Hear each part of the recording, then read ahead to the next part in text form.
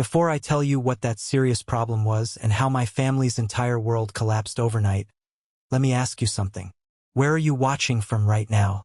Drop your city or state in the comments below. I want to see how far this story reaches before it all comes apart. Thank you for being here.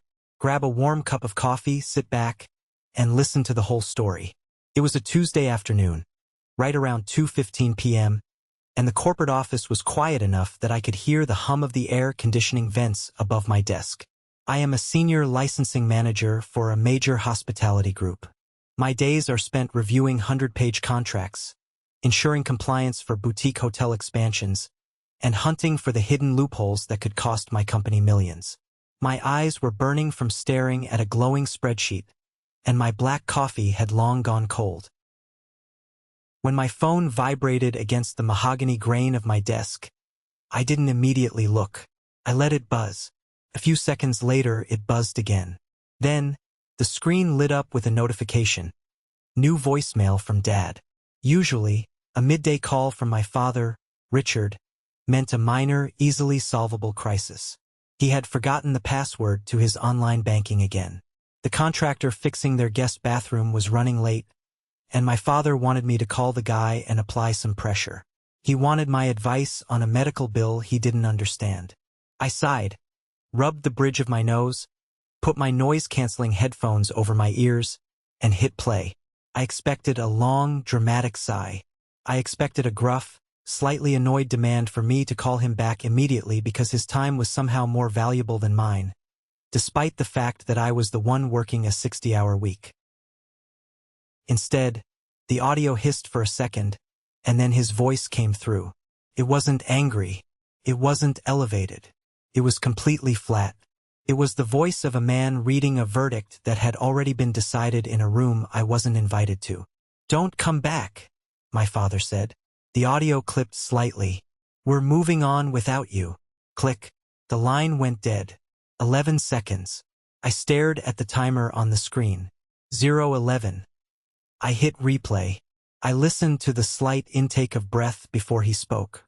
I listened to the background noise, the faint sound of a television playing a daytime talk show, the clinking of a coffee mug being set down on a granite counter. I played it a third time, searching for a crack in his voice, a hint of hesitation, a sign that he was just having a bad day and lashing out. There was nothing, no explanation, no argument preceding it, just a clean, surgical cut. 11 seconds to erase a 34-year-old son from the family ledger. For a moment, the office around me felt entirely removed, like I was watching my own life through a pane of thick, soundproof glass. I didn't throw my phone against the wall. I didn't feel the sudden, hot rush of tears. What I felt was a strange, terrifyingly cold clarity settling deep into my chest. For 12 years, I had been the family's ultimate safety net. I was the fixer. I was the one who absorbed the panic, organized the chaos, and paid the invoices. And now they were moving on without me. I picked up my phone. My thumb hovered over the keyboard. I didn't ask why. I didn't beg for an explanation. I typed 4 letters. Okay. I hit send. Then I went to work. When you spend over a decade serving as the load-bearing pillar for a family's entire financial existence, you don't just know where the money is. You control the pipes it flows through. My father thought he was just banishing an annoying, controlling son. He had absolutely no idea he was evicting his own architect. I minimized my work spreadsheet and opened a new, secure browser tab. I logged into the portal for the Mercer Family Trust. This was the entity I had painstakingly structured years ago. It was funded almost entirely by my own salary, a sacrifice I made to ensure that my parents would never face the indignity of losing their home when my father's health inevitably declined. It was their safety net, their pseudo-inheritance that I was building for them while they were still alive. I navigated to the administrative control panel. The cursor blinked on the screen. With 3 deliberate clicks, I revoked all secondary access. I engaged the emergency freeze protocol. My security credentials locked down the accounts like a steel vault. No disbursements could be made. No checks could be written. No assets could be moved. The trust was entirely sealed before I even thought about taking a sip of my cold coffee. Next, I picked up my desk phone and dialed Dave, my real estate broker. "Matthew, hey." Dave answered, sounding upbeat. "I was just about to call you. The inspection report on the Scottsdale property looks fantastic. Minor roof repair needed, but the seller agreed to credit us. We are right on track to close next Friday. We were buying a beautiful, sun-drenched townhouse in Arizona for my parents' retirement. My down payment, my pristine credit score securing the loan, my name on the title until they paid me back their portion over a decade." "Dave," I said, my voice eerily calm, "cancel the deal. Pull the paperwork right now." Silence stretched on the other end of the line. "Matt, excuse me? We're way past the contingency window. If we walk away right now, you are going to lose the entire earnest money deposit. We're talking thousands of dollars. Did something happen with the inspection I don't know about?" "The inspection is fine," I replied. "The buyers are not." "Kill the deal, Dave. Do not proceed. Send me the cancellation forms." "All right," Dave said, his tone shifting to pure business. "I'll have them in your inbox in 10 minutes. I hung up. I pulled up the banking app on my phone. There was a shared support account I had opened 3 years ago, originally intended strictly for my parents' emergency medical copays and prescription costs. Over the years, the boundaries had blurred. It had quietly morphed into a private convenience fund. I scrolled through the recent pending transactions. $150 at a boutique grocery store, a premium streaming service subscription, a charge for a high-end golf apparel shop. I didn't feel angry looking at the charges. I just felt tired. I initiated a transfer, moving the entire remaining balance, down to the last cent, back into my personal checking account. Then I permanently closed the shared card. By dinner time, the financial bridges were entirely burned. I drove home to my apartment, heated up some leftover chicken and rice, and sat on my couch in silence. I didn't watch television. I just watched the city lights through my window, and for the first time in my adult life, I went to sleep without worrying about my family's future. To truly comprehend the magnitude of my father's voicemail, and why my immediate reaction was to dismantle their entire world, you have to understand the foundation of our family dynamic.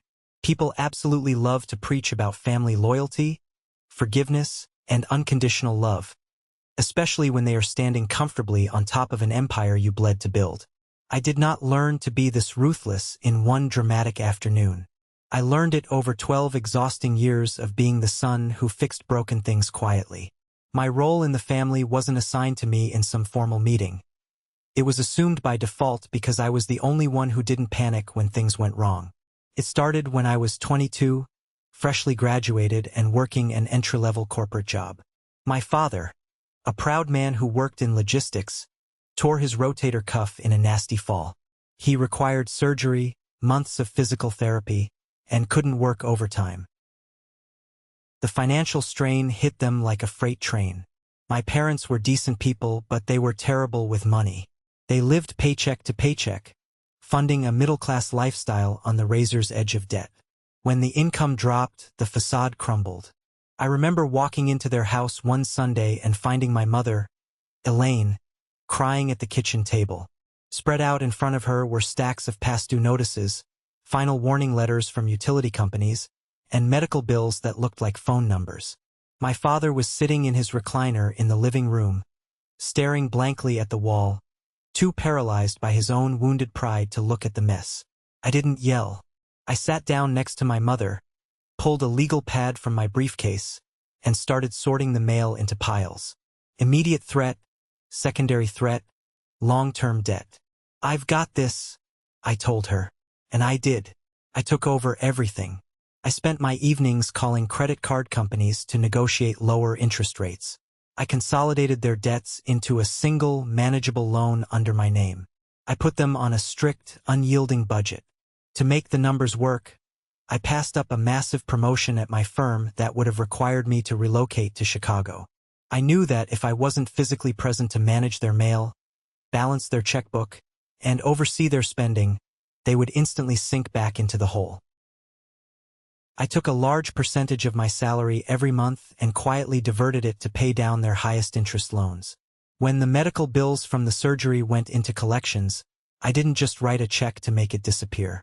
I realized that throwing cash at them was like pouring water into a cracked vase. I needed a permanent structure. So, I paid a specialized lawyer to establish the Mercer Family Trust. I became the sole trustee and primary contributor. I funded it meticulously year after year, sacrificing my own luxury, my own vacations, and sometimes my own peace of mind, to ensure that if my father ever lost his job completely, they wouldn't end up living in a motel. I became their personal bank, their accountant, their crisis manager, and their safety net. But there is a dangerous trap in becoming flawlessly competent. When you do the impossible quietly and efficiently, people stop seeing your sacrifices as a gift. They start seeing your help as a standard utility. You become infrastructure. You become the plumbing in the house. Nobody thanks the pipes for bringing fresh water, but the second the faucet runs dry, they kick the walls in anger. The resentment didn't hit me all at once. It was a slow, insidious drip, masked by smiles and familial obligations. Last year, my mother started laying the groundwork for a new demand. They were renting a decent, comfortable apartment in the suburbs, but she hated it. She complained about the neighbors, the lack of a garden, the stairs. She wanted something permanent, a place she could truly call her own for their retirement years. She started sending me links to real estate listings in Scottsdale, Arizona. Small, beautiful townhouses with Spanish tile roofs, community pools, and warm desert air. It would just be so perfect for your father's joints, she would say over the phone, her voice dripping with careful manipulation. A place to finally rest. They had virtually zero savings. Their debt-to-income ratio was atrocious. They could no more qualify for a $400,000 mortgage than they could fly to the moon. Once again, I stepped into the breach. I spent weeks analyzing the market, running the numbers on my own finances. I structured a highly specific, legally binding plan. I would put down the $60,000 required for the down payment. The mortgage would be entirely in my name, leveraging my flawless credit history to secure a remarkably low interest rate. I would be the sole legal owner of the property. In exchange, my parents would live there and pay me a fixed, highly subsidized monthly amount, barely covering the property taxes and a fraction of the mortgage, until they managed to pay off their portion of the equity over a 15-year period. It was a massive financial liability for me. It tied up my capital, heavily impacted my debt-to-income ratio, and essentially handcuffed my own financial future to their longevity. But I did it because I loved them. I did it because I wanted my mother to have her garden, and my father to have a garage to tinker in without a landlord breathing down his neck. I spent hours on the phone with Dave, the agent. I reviewed the HOA documents late into the night. I coordinated the inspections, wired the earnest money, and managed every single tedious detail of the transaction. And while I was sweating over the contracts, my older brother, Carter, was doing what he always did. Absolutely nothing of substance while taking all the credit. Carter is the family's golden child. If I was the architect working in the mud, Carter was the guy who showed up to the ribbon-cutting ceremony in a tailored Italian suit, shook the mayor's hand, and somehow convinced the local newspaper that he designed the building. He had an uncanny, almost sociopathic talent for drifting into a room only after the hard work was completely finished, and speaking with such emotional authority that everyone assumed he had been leading the charge all along. During the Scottsdale townhouse planning phase, I would go over to my parents' apartment for Sunday dinner, exhausted from negotiating with underwriters. Carter would arrive an hour late, driving a leased luxury SUV he couldn't afford. He would pour himself a generous glass of the expensive red wine I had brought, lean back in his chair, and hold court. "We really need to make sure the HOA covers exterior maintenance," Carter would say, looking deeply concerned, nodding at my father. "I want you guys relaxing out there, enjoying your retirement, not climbing ladders to fix roofs. I'll make sure that's in the contract." My mother would look at him, her eyes shining with absolute adoration. "That is so incredibly smart, Carter. Thank you so much for looking out for us. You always think of everything." I would sit there, my jaw clenched so tight my teeth ached, staring at my plate. I knew for an absolute fact that Carter hadn't contributed a single dollar to the down payment. He hadn't read a single page of the 50-page HOA disclosure that I had annotated the night before. He contributed grand opinions, emotional speeches, and absolutely nothing that could survive a financial audit. Carter always had an ironclad, emotionally manipulative excuse for why his wallet remained tightly shut while his mouth ran constantly. 5 years ago, it was a messy, drawn-out divorce and custody battle that supposedly drained his accounts. Then, it was his kids' college fund that absolutely had to take priority over helping our parents. There was always a tragic, noble reason why he couldn't help, forcing me to shoulder the burden alone. For years, I swallowed the anger. I told myself that my competence was enough. I didn't need their applause or their adoration. I just needed my parents to be secure. But that's the tragic flaw of being the reliable one. In a family ecosystem built on selective memory and denial, your usefulness eventually metastasizes into an entitlement. They slowly forget that you are a human being making sacrifices and start viewing you as a machine that owes them output. You don't notice it happening until someone decides that the machine should keep running, but the person who built it should be thrown away. The voicemail didn't actually blindside me because my father was inherently evil. He wasn't. He was just a weak man, terrified of conflict, who always took the path of least resistance. The voicemail blindsided me because it forced me to realize how effortlessly they had all conspired to confuse my financial support with an unconditional, eternal obligation. But looking back with the cold clarity of hindsight, the warning signs were flashing bright red weeks before the actual phone call. About 20 days before the voicemail, I received a bizarre text message from my cousin Melissa, who lived out in Phoenix. Melissa and I weren't particularly close. We exchanged pleasantries on holidays, nothing more. "Hey Matt," the text read. "Just checking in on you. I heard through the grapevine that you've been under a massive amount of pressure lately at work and with the family stuff. Really hope you're taking care of your mental health. Please let me know if you need to vent.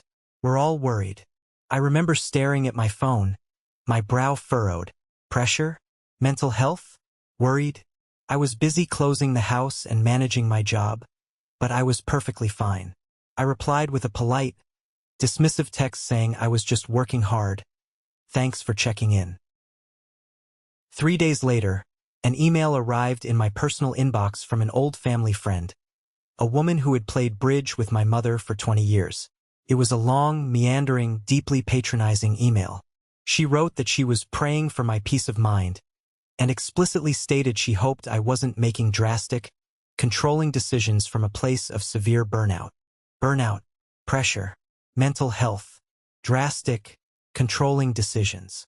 The vocabulary was too specific, too polished, and too uniform to be a coincidence. Someone was systematically seeding a narrative among the extended family and social circle. Someone was seasoning the story before the main course was served. At the time, I was too buried in the minutiae of escrow documents and title insurance to connect the dots. I didn't realize that while I was busy securing my parents' future, Carter was busy running a shadow campaign to rewrite my character. He wasn't telling people I was greedy. Greedy is easily disproven by bank statements. Instead, he was telling them I had fundamentally changed. He was whispering that the stress of my high-powered job, combined with managing the family's money, had caused me to snap. He was painting me as unstable, paranoid, and controlling. It was a brilliant strategy in a truly despicable way. If you make wild, aggressive accusations, people get defensive and ask for proof. But gentle, whispered, concerned rumors about someone's declining mental health? That slides right under people's defenses. It invites pity, not scrutiny. I just didn't comprehend the terrifying extent of the betrayal until the sun came up the morning after my father told me to never come back. The morning after I froze the trust, canceled the house deal, and drained the support account, I woke up at exactly 5:30 a.m. I didn't need an alarm. My internal clock was sharp. I walked into the bathroom, turned the shower on until the water was scalding hot, and stepped in. Through the glass door, I could see my phone resting on the vanity counter. The screen was lighting up continuously, vibrating against the marble like an angry insect. The assault began at 6:12 a.m. My father called. The call went to voicemail. 2 minutes later, my mother called. Then Carter. Then two numbers I didn't recognize. I stepped out of the shower, wrapped a towel around my waist, and picked up the phone. 46 missed calls. The text messages were stacking up by the second, a frantic mix of panic, manipulation, and rage. At 8:23 a.m., my mother texted, "Matthew, you are severely overreacting to a simple misunderstanding. Please turn your phone on right now." At 8:27 a.m., she tried a softer approach. "Nobody meant it the way it sounded on that voicemail. Your father was just stressed. We are a family. We don't do this to each other." At 8:31 a.m., the emotional blackmail arrived. "Please call your father before he does something he cannot undo. His blood pressure is through the roof. If he has a heart attack over this, it will be on your conscience." I read the messages while standing in front of my closet, selecting a crisp, navy blue suit. My jaw tightened, and I felt a vein pulse lightly at my temple, but my hands were completely steady as I buttoned my shirt. Look at the audacity. They were still treating me like the obedient, easily manipulated son who would immediately rush in, apologize for their bad behavior, and fix the mess. What exactly did they think I had done to warrant this panic? I hadn't screamed at them. I hadn't driven over to their apartment and thrown their furniture onto the lawn. I hadn't made a single threat. I had simply agreed with my father's mandate. He wanted to move on without me. I just removed my money, my credit, and my legal liability from the equation, forcing their arrogant assumptions to violently collide with reality. I tied a perfect Windsor knot in my tie, slipped on my watch, and walked out the door. I didn't look like a victim. I looked like a man who had finally woken up. During my commute to the corporate office, I connected my phone to the car's Bluetooth and began listening to the voicemails. Most of them were white noise. My mother crying. My father demanding I answer the damn phone. Carter leaving a bizarrely aggressive message telling me to stop acting like a child and turn the cards back on. But the voicemail that made me grip the steering wheel until my knuckles turned white came from Daniel Kessler. Kessler was the high-priced estate lawyer who managed the legal filings for the Mercer Family Trust. "Matthew, this is Daniel Kessler." His voice echoed through the car speakers. He sounded tight, professional, but clearly strained, like a man trying to defuse a bomb without the manual. "We have a very serious problem regarding the sudden freeze on the trust accounts and the abruptly canceled property file in Scottsdale. Your parents called my office in a panic. They believed there was an internal family understanding regarding the transition of the trust. Please call me back immediately before this becomes legally complicated." I let out a sharp, humorless laugh that bounced off the windshield. An internal family understanding.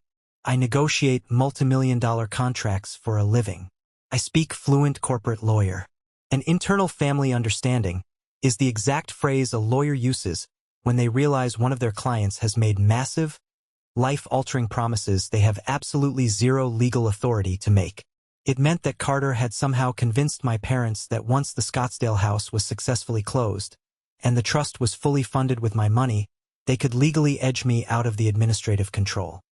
He had likely sold them a fantasy where he would take over the management of the funds, freeing them from my strict and controlling budgets, allowing them free rein over the money I had bled to save. Carter wanted the keys to the kingdom, but he desperately needed me to finish building the castle and pay the mortgage first. My father's voicemail wasn't a random outburst. It was a premature execution of their plan. He got cocky and pulled the trigger before the ink was dry on the house. By the time I sat at my desk at noon, my phone showed over 70 missed calls. I didn't dial a single one of them. Instead, I called the only man in this entire mess who relied on math instead of emotion. Martin Sloan had been my personal and trust accountant for over a decade. He was a meticulous, gray-haired man who never raised his voice, never wasted a sentence, and kept receipts for absolutely everything. Recently, Carter had been relentlessly pressuring my parents to fire Martin and switch the trust management to a younger advisory firm run by a guy named Eric Sloan, no relation. claiming Eric was more modern, more dynamic, and more collaborative. I knew exactly what collaborative meant in Carter's dictionary. Easily manipulated. I met Martin at a quiet, dimly lit coffee shop 3 blocks from my office at 1 p.m. Martin was already sitting in a corner booth, a thick manila folder resting squarely under his folded hands. He didn't offer empty platitudes or ask how I was holding up. He opened the folder, reviewing my documentation of the trust freeze and the canceled escrow. "Matthew," Martin said, his voice dropping to a low, steady timbre that barely carried across the table. "Did someone in your family recently imply that they expected your fiduciary approval role on the trust to be terminated?" I stared at him, the ambient noise of the espresso machines and chatting customers suddenly fading into a dull roar. "What do you mean? Why are you asking me that?" Martin adjusted his glasses and looked me dead in the eye. "Because I received a highly discreet, very specific inquiry exactly 3 weeks ago. Someone called my office asking what the precise legal protocol would be if the acting contributor of the trust, you, became unreliable or emotionally compromised." I stopped breathing for a second. I felt something ice-cold and jagged slide into place right behind my ribs. "Emotionally compromised?" I repeated, the words tasting like ash in my mouth. "Those were the exact words," Martin confirmed, tapping a printed memo in the folder. "Not deceased. Not physically incapacitated. Emotionally compromised. They wanted to know if a majority family vote could temporarily reassign fiduciary control and asset management to another sibling in the event of a severe mental health crisis. 3 weeks ago, long before the voicemail, long before the argument over the Scottsdale house, long before my father told me to never come back, Carter had already been actively exploring legal avenues to strip me of my own money by declaring me mentally unfit to manage it. He had been building a transition plan, a coup d'etat, while sitting across from me at Sunday dinners, drinking my wine, smiling in my face, and asking my opinion on desert property values. The betrayal was so profound, so meticulously calculated, that I didn't even feel hurt anymore. Hurt is an emotion reserved for people who still have hope that a relationship can be salvaged. I felt completely detached. I felt dangerous. "Who made the call, Martin?" I asked, though I already knew the answer. The caller refused to identify themselves, stating they were just asking hypotheticals for future planning, Martin said evenly. But I recognized the voice. It was Carter. I told him that without a court-ordered medical mandate signed by a licensed psychiatrist, attempting to alter the trust direction against your explicit consent constitutes financial fraud. He hung up and didn't call back. I left the coffee shop holding a certified copy of Martin's memo documenting the phone call. It was a powerful piece of circumstantial evidence, but in the brutal arena of family warfare, I needed more than a memo. I needed a smoking gun. I needed a confession in writing. It arrived in my inbox at 3:15 p.m., delivered entirely by accident. Dave, the real estate agent handling the Scottsdale townhouse, sent me an email containing a revised cancellation notice that required my digital signature. Dave was an excellent negotiator, but he was notoriously sloppy with his email replies, often forgetting to scrub previous messages in a chain. I opened the email on my dual monitors. As I scrolled down past the attached PDF, I saw a block of text from a prior thread from earlier that morning. My eyes locked onto the sender's address. It was from Carter. Carter had emailed Dave directly at 7:30 a.m., frantically trying to salvage the multi-$100,000 purchase behind my back after I had pulled the plug. I read the text, and the blood roared in my ears. Dave Carter had written, "Please hold the escrow file and do not process the cancellation. My brother Matthew has stepped away from the family due to some severe emotional instability. He is currently unable to handle financial stress without lashing out erratically. He is not in his right mind.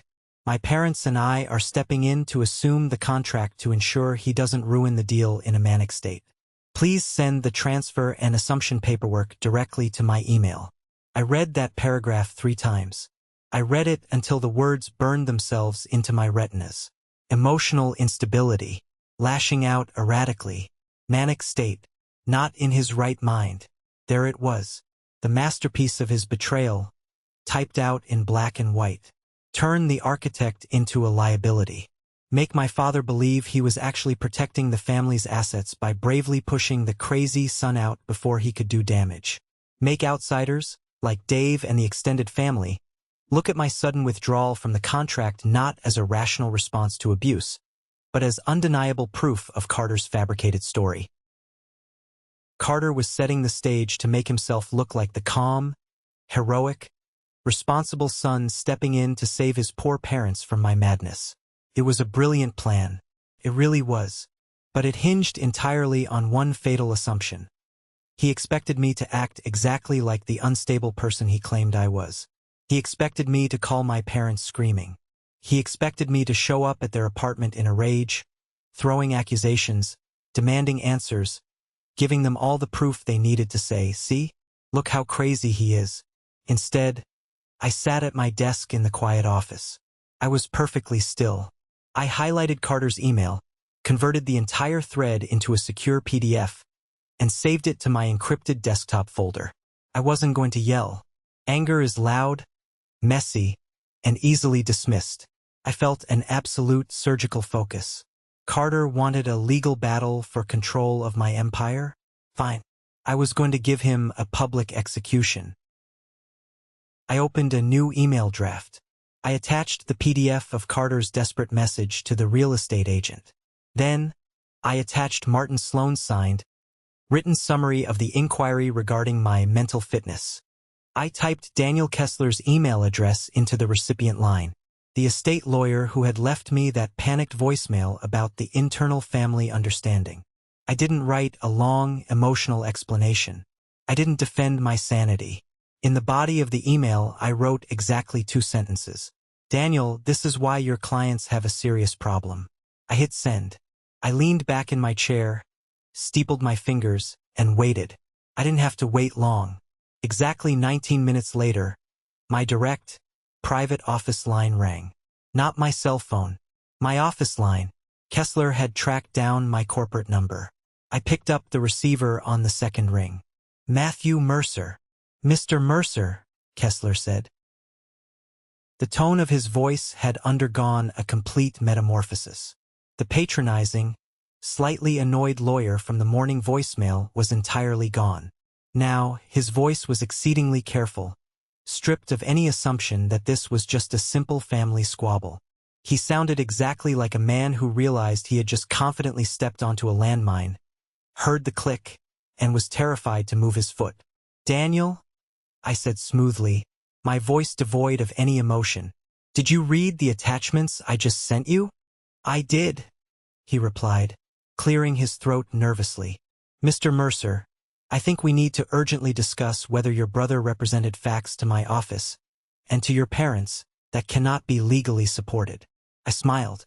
It was a cold, tight smile that didn't reach my eyes. Represented facts that cannot be legally supported. That was the absolute nearest a corporate attorney would ever come to saying, "Your brother is a pathological liar who just tried to commit massive financial fraud using my office without making a formal, actionable accusation that could get him sued." "He represented a fiction, Daniel," I said, my voice dropping an octave, carrying the full weight of my authority. "He attempted to misappropriate funds and hijack a trust by fabricating a medical crisis. And let me make this crystal clear. If your office drafts a single piece of paper, if you file a single motion attempting to bypass my fiduciary control based on his fiction, I will report you to the state bar for participating in fraud before the ink is dry on the page. Are we entirely clear?" "Abundantly clear." Kessler backpedaled so fast I could almost hear the gears grinding in his head. "We represent the trust entity, Matthew, and as the primary funder and sole appointed trustee, your directives are final. We have no intention of altering the structure. I will immediately inform Richard and Elaine that the trust cannot be touched." "You will not inform them of anything," I commanded, slicing through his sentence. "You will not take their calls. You will not give them advice. I will handle my family. You just make sure your files reflect that I am of sound mind, entirely in control, and watching every single move your office makes." I hung up the phone. I had just checkmated Carter's legal strategy and taken absolute control of the narrative. The trap was fully set, the steel jaws pulled back and locked. Now I just needed to herd them into it. At exactly 5 p.m., my cell phone buzzed. It was a text message from my father. I didn't call him to reassure him. I typed out my terms, brutal and non-negotiable. Tomorrow at 7 p.m. Everyone at the house, Carter included. No excuses, no absences. Bring every single version of the story you were given. I will bring the documents. He replied less than a minute later. We will be here. I spent the next 2 hours alone in my office, standing over the heavy-duty corporate printer. I didn't just print the emails from Dave and Martin. I printed the last 12 years of my life. I printed the wire transfer confirmations for the $60,000 down payment on the townhouse, highlighting my name as the sole originator. I printed my signed escrow documents showing I was the exclusive legal buyer. I printed the original trust formation records, highlighting the clauses that proved exactly who funded it and who held the unyielding power of temporary disbursement authority. I printed 30 pages of bank statements from the shared support account, taking a yellow highlighter to every single grocery run, boutique purchase, streaming service subscription, and exorbitant restaurant tab that were never, ever part of any medical emergency support. I organized the papers chronologically. I put them all into sleek, black, hard-backed presentation folders. I drove home. I laid my clothes out for the next day. A dark charcoal suit, a white shirt, a crimson tie. I went to bed, and as I looked up at the ceiling in the dark, I realized something profound. I wasn't nervous. My heart wasn't racing. I wasn't dreading the confrontation at all. I had spent my entire adult life bending over backward, trying to buy my family's peace, trying to prove I was worthy of their respect and their love by quietly fixing their catastrophic mistakes. I had let them treat me like a machine because I was too afraid of losing them. Tomorrow night, I wasn't going to fix anything. I was going to carry the fire into their living room. I was going to burn their comfortable, fabricated illusion to the ground, and I was going to lock the doors and make every single one of them watch it burn. I pulled into the driveway of my parents' apartment complex at exactly 6:55 p.m. The evening air was thick, holding onto the heat of the day. I grabbed the heavy stack of black presentation folders from the passenger seat and walked up the concrete stairs. I didn't knock. I still had my key. I unlocked the door and pushed it open. The living room felt like a staging ground for a funeral nobody had agreed to name. My father, Richard, sat at the head of the small dining table. He was wearing a button-down shirt, sitting rigidly upright, trying to project the authority he had thrown away the day before. My mother, Elaine, sat next to him. She looked exhausted, her hands folded so tightly in her lap that her knuckles were entirely white. And then there was Carter. He sat across from them, wearing a casual but expensive sweater, leaning back in his chair with his legs crossed. His wife, Chloe, was sitting next to him, looking deeply uncomfortable. I hadn't explicitly invited Chloe, but her being there made what I was about to do even better. Carter looked up at me as I walked in. He adjusted his posture, lifting his chin, his eyes already rehearsing his lines of innocent concern. Nobody said a word. The silence was absolute. I walked to the table and remained standing. I set the heavy stack of black folders down on the polished wood with a solid thud. I didn't yell. I didn't look angry. I looked directly at my father. "You said you were told things," I said, my voice completely level. "Let's see what you were told, and let's see what is actually real." I opened the first folder and pulled out the primary documents. I slid them across the table. "Exhibit A," I said smoothly. "The wire transfer confirmations and the signed escrow documents for the Scottsdale property. As you can clearly see, my name is the only name on the buyer's agreement. The $60,000 down payment came directly from my personal checking account. There is no family contribution. There is no cosigner." My father stared at the papers. His jaw tightened. I opened the second folder. Exhibit B. The formation records of the Mercer Family Trust. The initial funding, the subsequent monthly deposits, and the legal framework. Again, my signature, my capital. You will not find Carter's name anywhere on these documents, not as a contributor, and certainly not as a trustee. My mother reached out and touched the edge of the paper, her eyes scanning the dense legal text she didn't fully understand, but the numbers were clear enough. I opened the third folder. Exhibit C. 30 pages of bank statements from the medical support account. I highlighted every single transaction from the last 12 months. I looked directly at my mother now. $3,000 at a boutique grocery store. $800 at a golf apparel shop. I don't recall those being prescribed by a cardiologist. Carter finally leaned forward, resting his elbows on the table, trying to take control of the room. Matthew, you're being incredibly aggressive. Nobody is denying that you handle the finances. We all appreciate what you do, but everyone is under a massive amount of stress right now, and you are reading way too much into wording. Mom and Dad are just concerned about your well-being. You've been distant. You've been sharp. You canceled their dream home out of nowhere. He spoke with such a smooth, practiced cadence. He sounded exactly like a man trying to talk a jumper off a ledge. He was playing the reasonable, loving brother to absolute perfection. Is that right, Carter? I asked, keeping my voice dangerously quiet. I canceled the house out of nowhere? You did. My father interjected, his voice gruff. You threw a tantrum and pulled the plug on our future without even talking to us. I nodded slowly. Okay, let's talk about the future. I reached into the final black folder. I pulled out the certified memo from Martin Sloan and the printed email thread from Dave, the real estate agent. I placed them perfectly in the center of the table, making sure they were facing my father. Carter, I said, when exactly did I tell you I was experiencing severe emotional instability? The room went dead silent. Chloe turned her head sharply to look at her husband. My mother blinked, confused. Carter's confident posture fractured for a fraction of a second. His eyes darted to the papers, then back to me. I don't know what you're talking about. I said you were stressed. You didn't say stressed, I replied, tapping the paper. Read it, Dad. My father picked up the email printout. He put on his reading glasses. His eyes tracked across the page. I watched the color slowly drain from his face. This is an email Carter sent to my real estate agent yesterday morning. I narrated for the room, making sure every word landed like a hammer. He told my agent that I was suffering from a manic state. He explicitly stated I was not in my right mind, and that he was stepping in to take over the contract to save the family.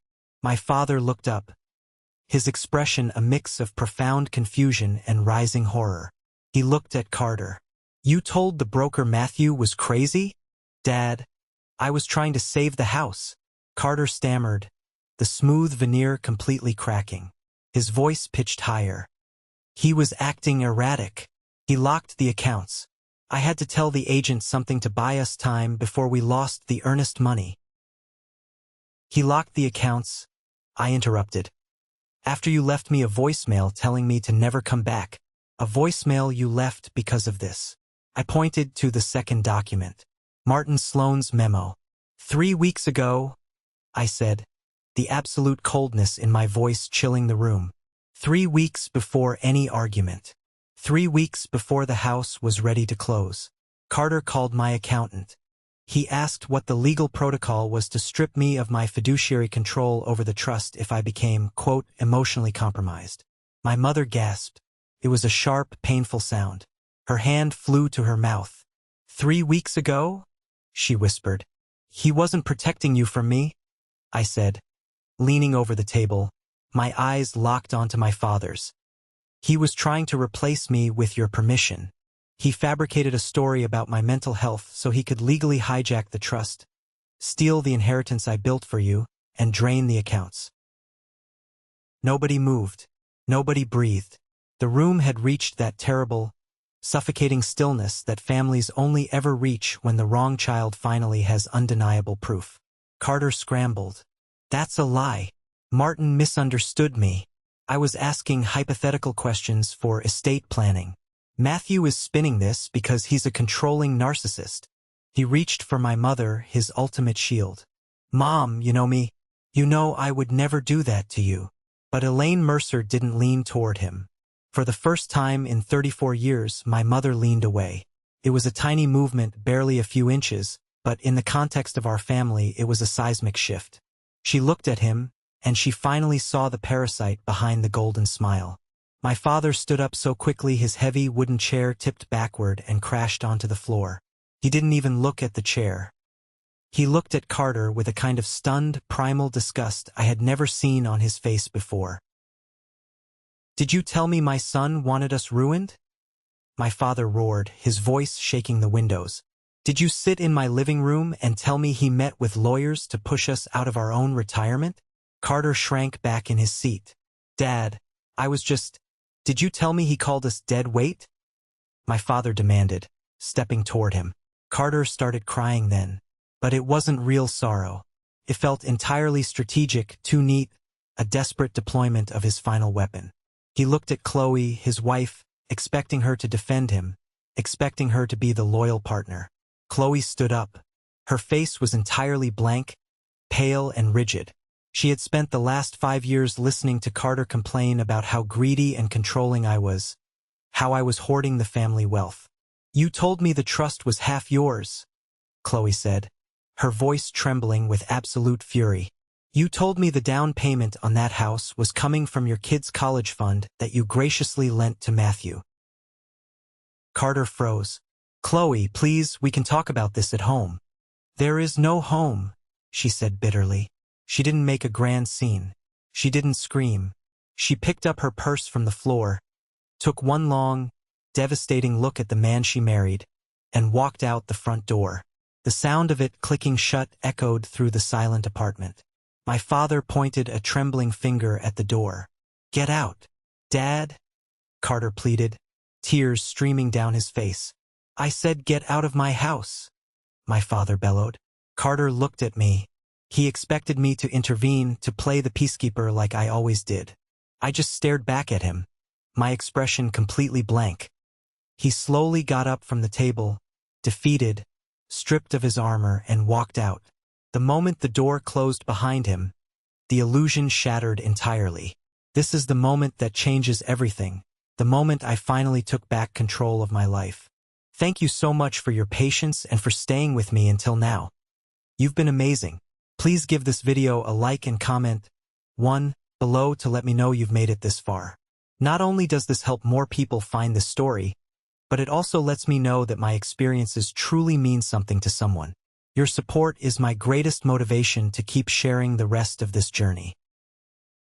The heavy silence returned the second Carter's footsteps faded down the hallway. My mother began to cry. These weren't the dramatic, performative tears she usually used to redirect sympathy or end an uncomfortable argument. This was a guttural, ugly sobbing. It was the sound of a woman realizing she had actively helped exile the only child who had been carrying her entire future on his back. She buried her face in her hands, her shoulders shaking violently. My father didn't cry. He bent down, picked up the fallen chair, and set it upright. He moved like an old man, like the last hour had aged him a decade.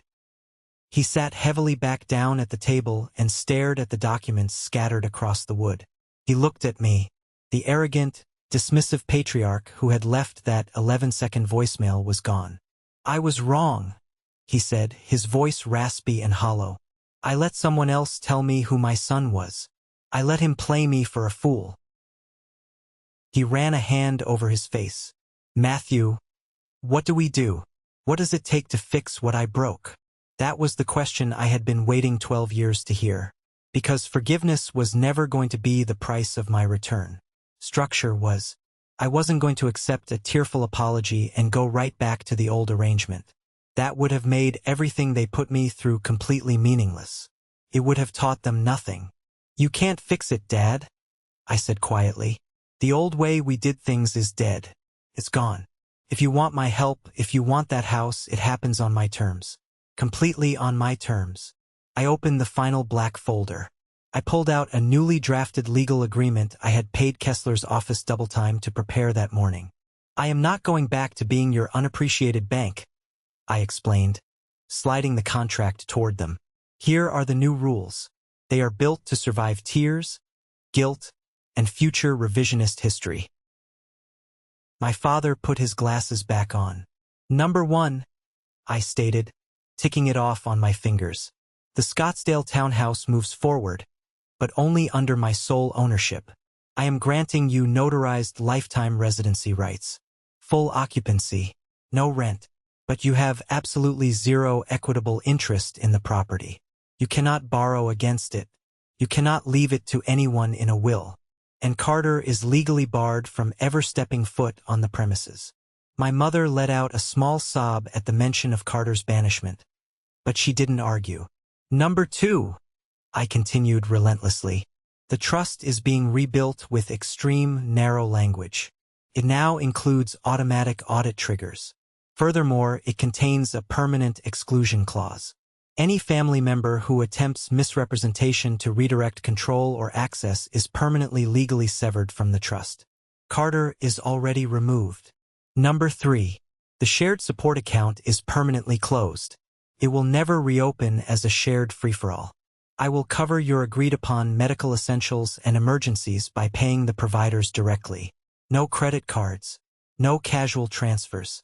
No mystery spending hidden under family need. I handed my father a pen. These are the boundaries, I said. If you cross them, if you try to circumvent them, I will sell the house and dissolve the trust, and you can ask Carter to fund your retirement. Sign it or I walk out that door and I never come back. And this time it will be my choice. My father didn't hesitate. He didn't argue about his pride or his rights as a parent. He took the pen, signed the bottom of every single page, and pushed the document to my mother. She signed it through her tears.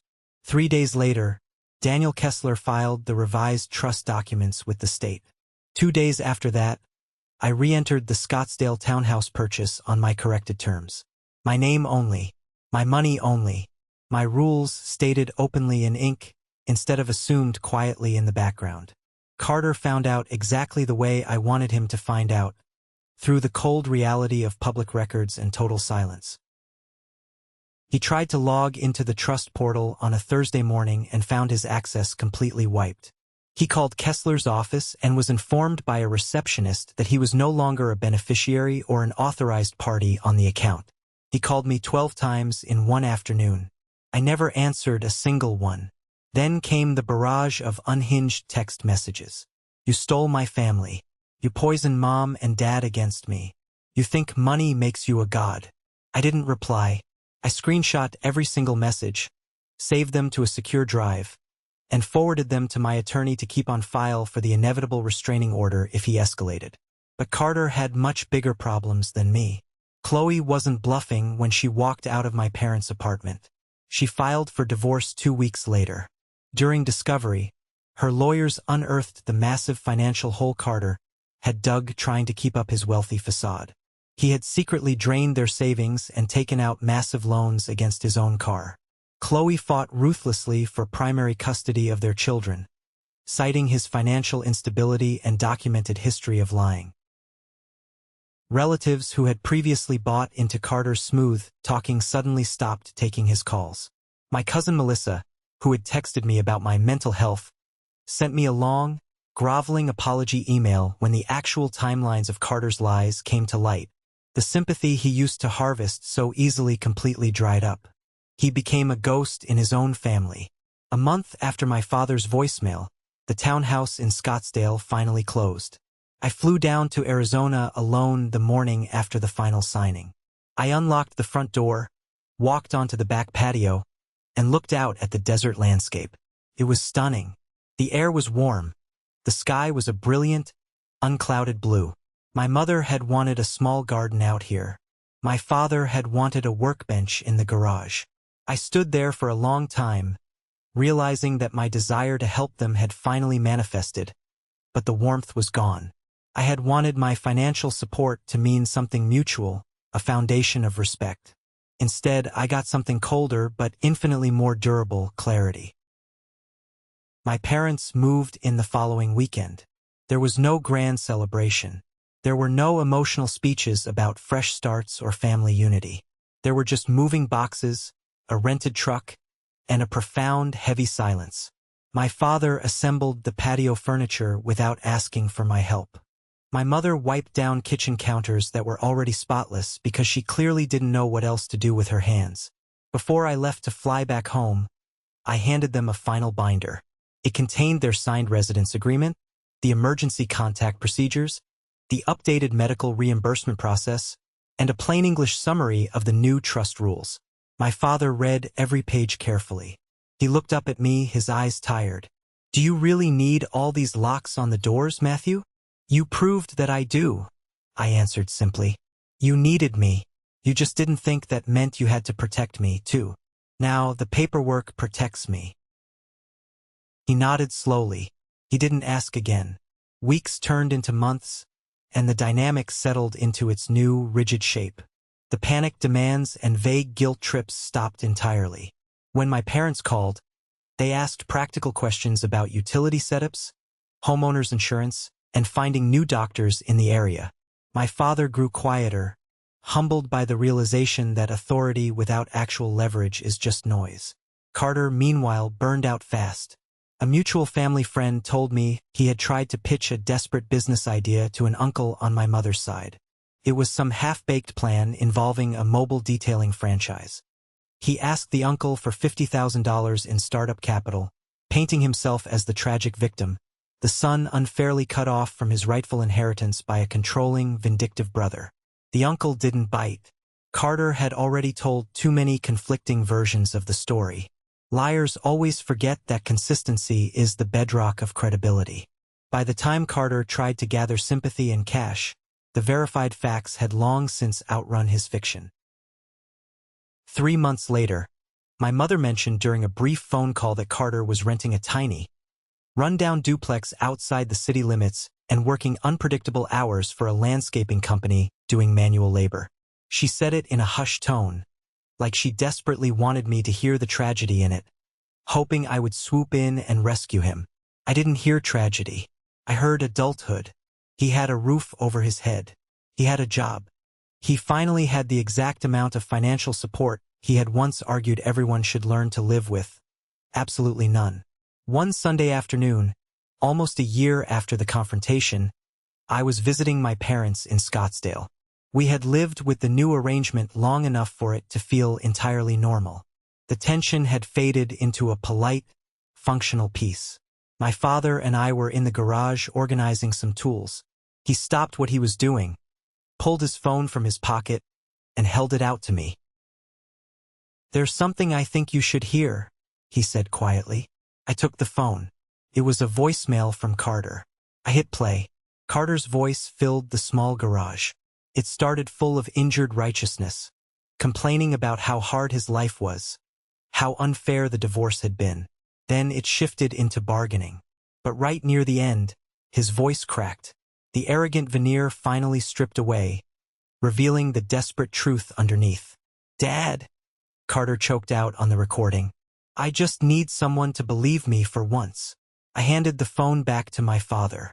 I almost laughed at the profound, poetic cruelty of it. Carter had so precisely described the exact thing he had tried to steal from me. My father didn't replay the message. He deleted it entirely. We stood there in the garage for a second longer than necessary. "I should have believed you before it cost this much," my father said, looking at the concrete floor. It wasn't a cinematic apology. It wasn't a grand redemption arc. It was just true. It did cost that much. It cost me the last naive illusions I had about what family love automatically protects. It cost my parents the fantasy that they could comfortably enjoy my stability while actively entertaining Carter's sabotage. It cost Carter the unearned access he deeply believed he was entitled to. And that was the ending that mattered the most. Not that I kept my money. Not that the trust was back under my absolute control. What mattered was that the door my father slammed shut with that 11-second voicemail did not reopen the way he expected. I did come back. But I did not come back as the son who could be dismissed, abused, and then casually summoned when the bills came due. I came back as the man who wrote the rules. The house is protected. My parents' retirement is protected. The trust is permanently audit locked. My phone is quiet. Carter has absolutely no route back in. If you ask me whether I forgive my parents, the answer is a lot more complicated than people like to admit. I support them. I speak to them. I visit them. But I do not trust them the way I once did. And that is not bitterness. That is memory with boundaries. Thank you for sticking around and listening to my story. I know it's a heavy one, but I hope this resonated with you in some way. Family dynamics are rarely as simple as they look from the outside, and sometimes, setting the hardest boundaries is the only way to survive. Have you ever found yourself in a similar situation where you had to walk away to protect yourself? Let me know your experiences in the comments. If you've made it all the way to this exact moment, I have a special request just for you. Comment the letter W below. W stands for winner. This is the secret code for the 1% Club, the amazing group of you who watch these stories until the very final second. It lets me know who my truest supporters are. If you appreciated this story, please hit that like button and follow the channel so we can keep going on these journeys together. Take care of yourselves, set your boundaries, and I'll see you in the next one.